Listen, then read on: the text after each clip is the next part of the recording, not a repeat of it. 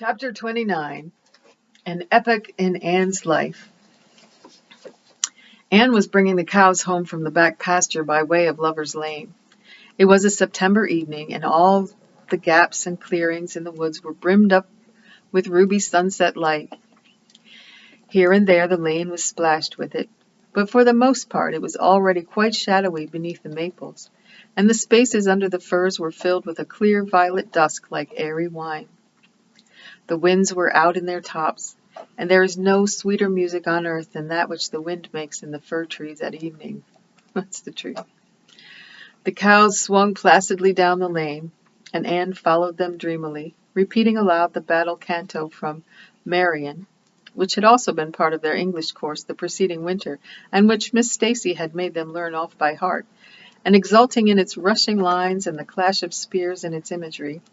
When she came to the lines, "The stubborn spearsmen still made good their dark impenetrable wood," she stopped in ecstasy to shut her eyes that she might the better fancy herself one of that heroic ring.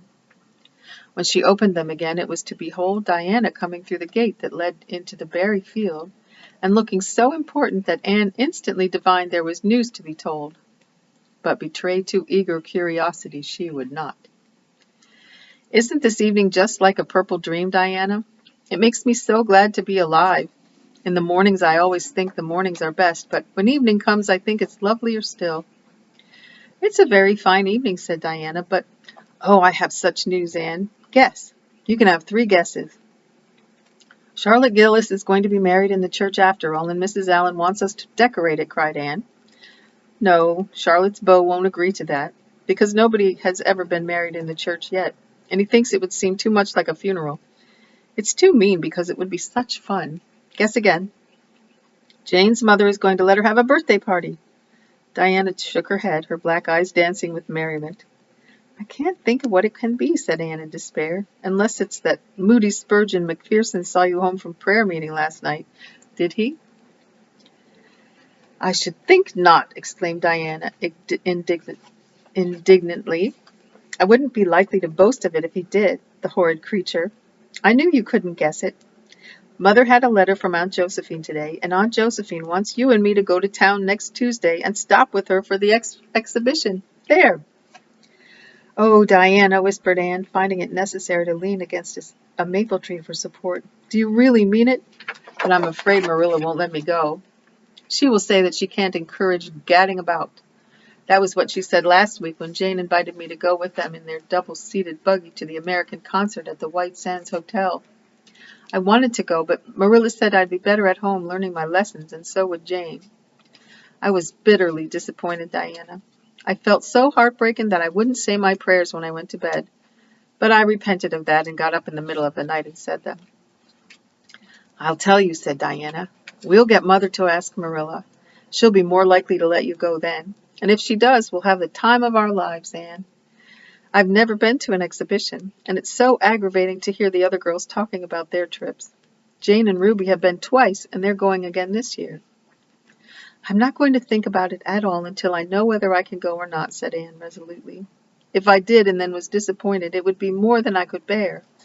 But in case I do go, I'm very glad my new coat will be ready by that time. Marilla didn't think I needed a new coat. She said my old one would do very well for another winter and that I ought to be satisfied with having a new dress. The dress is very pretty, Diana. Navy blue and made so fashionably. Marilla always makes my dresses fashionably now because she says she doesn't intend to have Matthew going to Mrs. Lynde to make them. I'm so glad. It is ever so much easier to be good if your clothes are fashionable. At least it is easier for me. I suppose it doesn't make much of a difference to naturally good people. But Matthew said I must have a new coat, so Marilla bought a lovely piece of blue broadcloth, and it's being made by a real dressmaker over at Carmody. It's to be done Saturday night, and I'm trying not to imagine myself walking up the church aisle on Sunday in my new suit and cap, because I'm afraid it isn't right to imagine such things.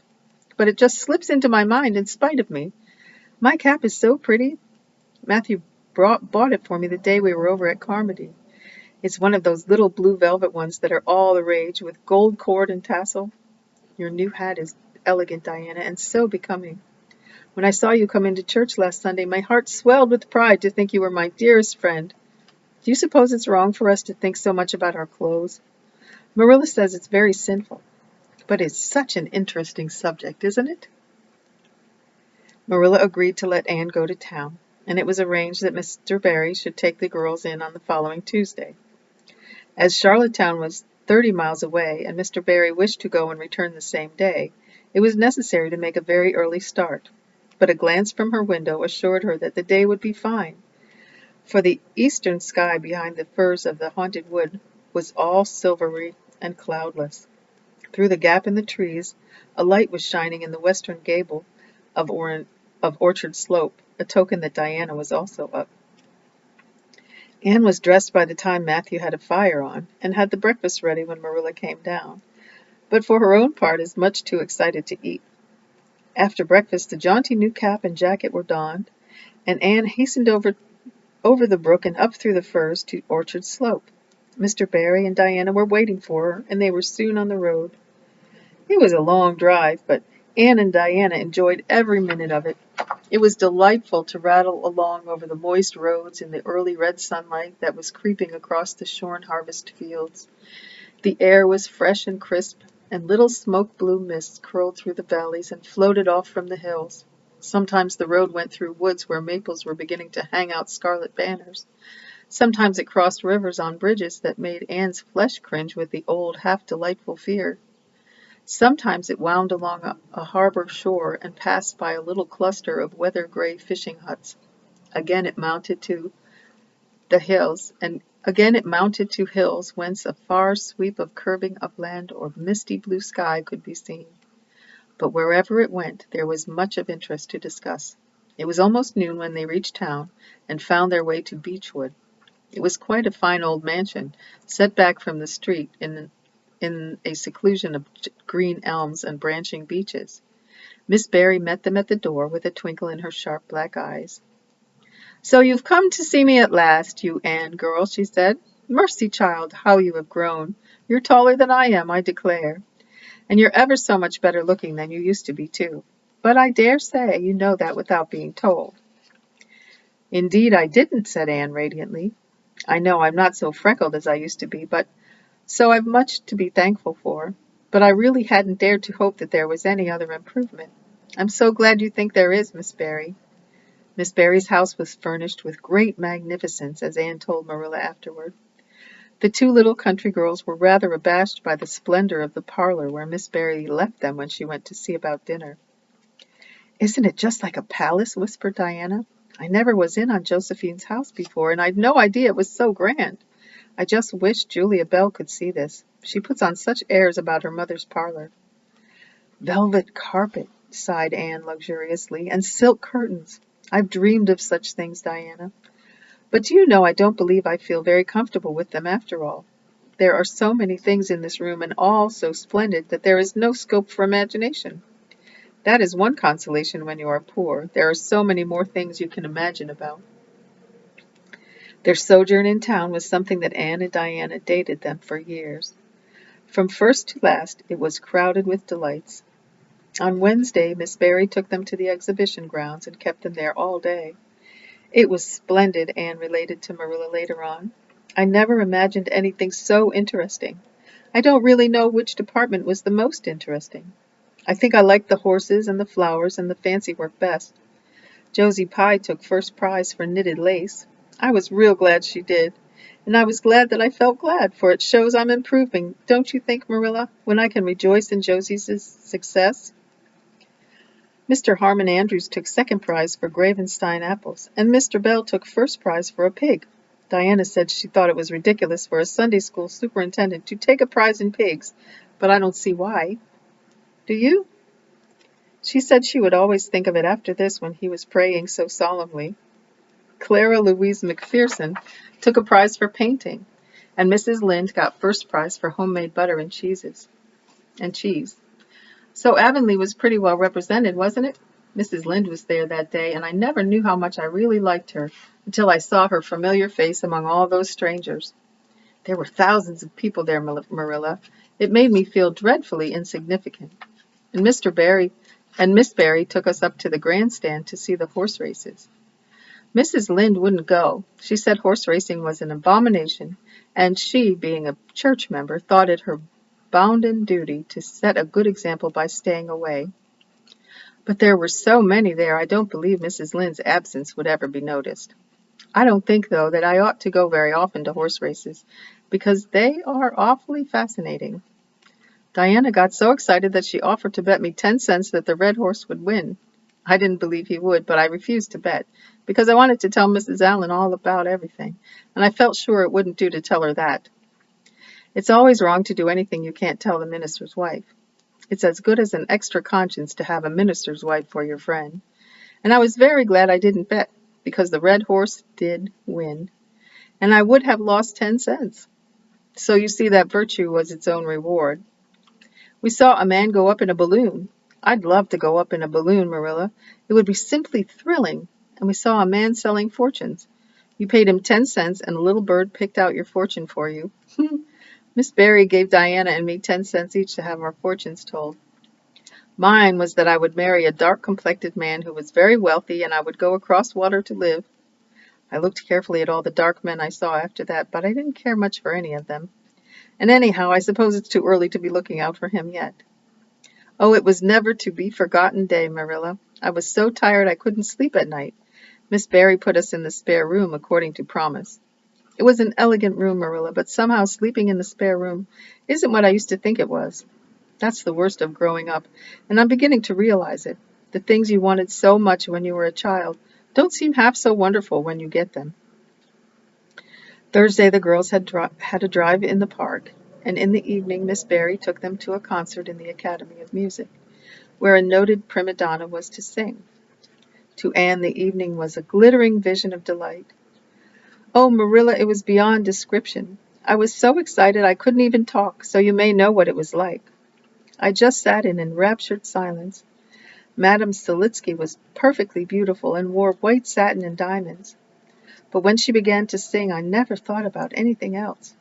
Oh, I can't tell you how I felt. But it seemed to me that it could never be hard to be good anymore. I felt like I do when I look up to the stars. Tears came into my eyes, but oh, they were such happy tears. I was so sorry when it was all over, and I told Miss Barry I didn't see how I was ever to return to common life again. She said she thought if we went over to the restaurant across the street and had ice cream, it might help me. That sounded so prosaic, but to my surprise I found it true. The ice cream was delicious, Marilla, and it was so lovely and dissipated to be sitting there eating it at 11 o'clock at night. Diana said she believed she was born for city life. Miss Barry asked me what my opinion was, but I said I would have to think it over very seriously before I could tell her what I really thought. So I thought it over after I went to bed. That is the best time to think things out. And I came to the conclusion, Marilla, that I wasn't born for city life, and I was glad of it. It's nice to be eating ice cream at a brilliant restaurant at 11 o'clock at night once in a while, but as a regular thing I'd rather be in the East Gable at 11, sound asleep, but kind of knowing even in my sleep that the stars were shining outside and the wind was blowing in the firs across the brook. I told Miss Barry so at breakfast the next morning, and she laughed. Miss Barry generally laughed at anything I said, even when I said the most solemn things. I don't think I liked it, Marilla, because I wasn't trying to be funny. But she is a most hospitable lady and treated us royally. Friday brought going home time, and Mr. Barry drove in for the girls. Well, I hope you've enjoyed yourselves, said Miss Barry as she bade them good-bye. Indeed we have, said Diana. And you, Anne girl? I've enjoyed every minute of the time, said Anne, throwing her arms impulsively around the old woman's neck and kissing her wrinkled cheek. Diana would never have dared to do such a thing, and felt rather aghast at Anne's freedom. But Miss Barry was pleased, and she stood on her veranda and watched the buggy out of sight. Then she went back into her big house with a sigh. It seemed very lonely, lacking those fresh young lives. Miss Barry was a rather selfish old lady, if the truth must be told, and she never cared much for anybody but herself. She valued people only as they were of service to her or amused her. Anne had amused her, and consequently stood high in the old lady's good graces. But Miss Barry found herself thinking less about Anne's quaint little speeches than of her fresh enthusiasms, her transparent emotions, her little winning ways, and the sweetness of her eyes and lips. I thought Marilla Cuthbert was an old fool when I'd heard she'd adopted a girl out of an orphan asylum, she said to herself. But I guess she didn't make much of a mistake after all. If I'd a child like Anne in the house all the time, I'd be a better and happier woman. Anne and Diana found the drive home as pleasant as the drive in. Pleasanter, indeed, since there was a delightful consciousness of home waiting at the end of it. It was sunset when they passed through White Sands and turned into the shore road. Beyond, the Avonlea hills came out darkly against the saffron sky. Behind them the moon was rising out of the sea that grew all radiant and transfigured in her light. Every little cove along the curving road was a marvel of dancing ripples. The waves broke with a soft swish on the rocks below them, and the tang of the sea was in the strong, fresh air. "Oh, but it's good to be alive and to be going home," breathed Anne. When she crossed the long bridge over the brook, the kitchen light of Green Gables winked her a friendly welcome back, and through the open door shone the hearth fire, sending out its warm red glow athwart the chilly autumn night. Anne ran blithely up the hill and into the kitchen where the hot supper was waiting on the table. "So you've got back," said Marilla, folding up her knitting. "Yes, and oh, it's so good to be back," said Anne joyously. "I could kiss everything, even to the clock. Marilla, a broiled chicken. You don't mean to say you cooked that for me?" "Yes, I did," said Marilla. "I thought you'd be hungry after such a drive and need something real appetizing. Hurry and take off your things and we'll have supper as soon as Matthew comes in. I'm glad you've got back, I must say. It's been fearful lonesome here without you, and I've never put in 4 longer days." After supper Anne sat before the fire between Matthew and Marilla and gave them a full account of her visit. "I've had a splendid time," she concluded happily, "and I feel that it marks an epoch in my life. But the best of it all was the coming home."